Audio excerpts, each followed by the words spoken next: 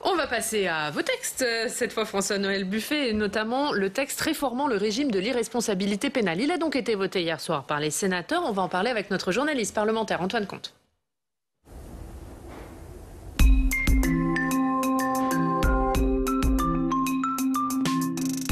Bonjour Antoine. Bonjour Ariane, bonjour François-Noël Buffet. Bonjour. Et Antoine, on va donc revenir avec vous sur cette proposition de loi votée hier soir au Sénat sur l'irresponsabilité pénale. Oui, le Sénat a adopté hier dans la soirée une proposition de loi portée par les groupes LR et centristes pour réformer le régime de l'irresponsabilité pénale. L'objectif de ce texte, Ariane, c'est de renvoyer devant la justice la charge de statuer sur la responsabilité pénale du mis en examen en cas d'abolition temporaire de son discernement pour qu'en fait les victimes puissent bénéficier d'un procès. Écoutez à ce propos le sénateur LR Roger Carucci.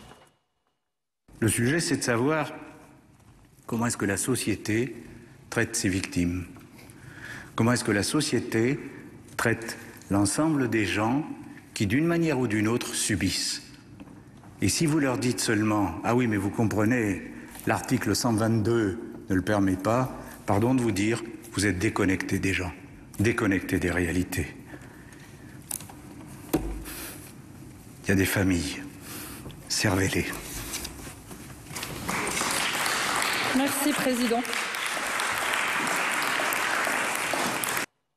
Un texte qui fait écho à l'affaire Sarah Halimi. Rappelez-vous, dans cette affaire, la Cour de cassation avait entériné le caractère antisémite du crime tout en confirmant l'impossibilité de juger le meurtrier, un gros consommateur de cannabis, compte tenu de l'abolition de son discernement lors des faits, Oriane. Alors, quelles sont les principales modifications entérinées par cette proposition de loi? C'est l'article 1er qui constitue le cœur de ce texte. Il renvoie devant la juridiction du fond quand le fait fautif, à savoir par exemple la consommation de stupéfiants du mis en examen, est au moins partiellement la cause de l'abolition de son discernement, sera donc à présent au tribunal correctionnel ou à la cour d'assises et non plus au juge d'instruction comme c'est le cas actuellement de se prononcer sur l'application de l'article 122-1 du code pénal. En clair, dans le cas de l'affaire Sarah Halimi, il y aurait bien eu un procès, même si in fine l'irresponsabilité pénale de son agresseur est retenue. L'article 2 de cette proposition de loi prévoit également une aggravation de l'échelle des peines. Oriane, la consommation de stupéfiants et d'alcool devient en effet une circonstance aggravante pour l'ensemble des crimes et délits. Et une proposition de loi à laquelle n'est pas favorable le gouvernement, en particulier le ministre de la Justice. Oui, tout à fait. Éric Dupond-Moretti est défavorable à cette évolution du droit, mais il a néanmoins reconnu hier la nécessité d'en débattre. Et le garde des Sceaux a surtout rappelé qu'il avait déposé un projet de loi en ce sens et attend l'avis du Conseil d'État, indispensable selon lui avant d'engager un changement de législation. Écoutez-le. Mais du fait de la sensibilité toute particulière du sujet qui nous réunit aujourd'hui, il me semble indispensable de bénéficier des éclairages du Conseil d'État. J'ai donc souhaité disposer de son avis éclairé avant toute modification éventuelle du régime d'irresponsabilité pénale. Et c'est pourquoi, comme je m'y étais engagé, le gouvernement vient de soumettre à l'examen du Conseil d'État un projet de loi qui permettra de limiter l'irresponsabilité pénale lorsque l'abolition du discernement résulte d'une intoxication volontaire. François-Noël Buffet, il fallait que le Sénat vote ce texte. C'était indispensable pour toutes ces familles de victimes qui attendent des procès de leurs agresseurs. Oui, il fallait que l'on vote ce texte. D'abord, il faut dire que ces projets de loi existaient au Sénat avant la malheureuse affaire Halimi et la décision rendue par la Cour de cassation. Donc c'était quelque chose dont nous étions saisis, première chose. Mais qui a été un peu retravaillé suite à cette affaire. Bien sûr. Après, il y a eu l'arrêt de la Cour de cassation qui, en droit, est parfaitement solide, disant simplement qu'il est au législateur de faire évoluer la situation. Et profitant de ces deux textes, nous l'avons fait, bien sûr. Que faut-il dire? Un, on ne juge pas les fous. Ça, c'est la règle absolue, et on n'a rien changé là-dessus. En revanche, celui qui volontairement s'est enivré, s'est drogué, et qu'à la faveur de cet enivrement et de cette prise de stupéfiants, a provoqué une agression, a tué quelqu'un, et qu'au moment où il commet l'infraction, il est effectivement sous l'emprise de l'alcool ou de la drogue, juridiquement, il pourrait être déclaré irresponsable, et ça, nous ne le voulons plus. Puisque quelques heures après, probablement, la commission de l'infraction, il est redevenu comme vous et moi, c'est-à-dire normal.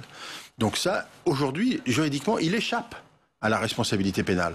Donc il faut changer cela. Donc nous avons modifié cela. Deuxième chose. Troisième chose, on a expliqué qu'il fallait que le juge d'instruction, qui a constaté ce type de comportement, décide de renvoyer à la juridiction de jugement. Ça peut être effectivement le tribunal correctionnel, comme vous l'avez dit, ou la cour d'assises, et il appartiendra à la juridiction de décider s'il y a condamnation ou s'il n'y a pas condamnation, ce qui permet aux victimes d'avoir un procès et d'avoir une audience, d'avoir un échange et de mieux comprendre la situation. Mais ce qui permettra aussi, probablement, à ceux qui sont en réalité parfaitement normaux, mais qui, à cet instant-là, ne l'étaient pas, d'être malgré tout condamnés parce qu'ils ont commis un crime ou un délit. Donc c'est une évolution juridique extrêmement importante, sensible juridiquement, mais il faut bien avancer. J'entends bien ce que dit le ministre, le garde des Sceaux, mais ce qu'il dit aussi, il a son texte, il veut son texte. Bon, c'est une chose. Mais j'espère en tous les cas qu'on sera convergents à un moment. Et que à la fois le texte du Sénat qui servira de base probablement en tous les cas pour nous pour débattre avec lui, le texte du garde que l'on ne connaît pas encore pour l'instant, eh bien puisse à un moment converger pour régler cette situation à la fois dramatique pour les familles, juridiquement j'allais presque dire pas très simple, hein, mais dont on peut trouver une solution. Mais est-ce que vous avez compris, vous, que le garde des Sceaux présente son propre texte, alors que vous l'avez dit, il y avait déjà un texte qui était en cours au Sénat, qu'on savait que vous alliez le présenter le 25 mai? Je suis en forme ce matin, donc je pense qu'il veut avoir son texte. Le président de la République lui a demandé de faire quelque chose, donc il veut avoir son texte. Rappelez-vous sur les textes. C'est une question politique? Oui, je pense. C'est la dignité en prison. On a eu nos textes, nous, en premier, ils ont suivi. Cette fois-ci, bon, ils veulent avoir leur texte. Bon, écoutez, ça, c'est de la, entre guillemets, de la politicaille qui n'a pas beaucoup d'intérêt. Est-ce que c'est pas une perte de temps parlementaire? On perd un petit peu de temps. Cela dit, l'avis du Conseil d'État sera intéressant malgré tout. Donc, prenons les choses positivement.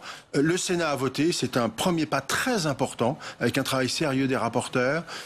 Maintenant, nous allons voir ce que fait le gouvernement et essayons de faire converger les choses parce que finalement, l'enjeu au bout du bout, c'est qu'on ait une solution juridique pour les familles, pour les victimes et pour la population au sens général du terme. C'est bien ça l'essence du travail. Et un mot sur le rôle des experts, parce que c'est vrai que ça a été beaucoup mis en question dans cette affaire Halimi. Est-ce qu'il faut revoir le rôle de ces experts? Est-ce qu'il faut renforcer les moyens? Alors, incontestablement, le rôle des experts, il est fondamental.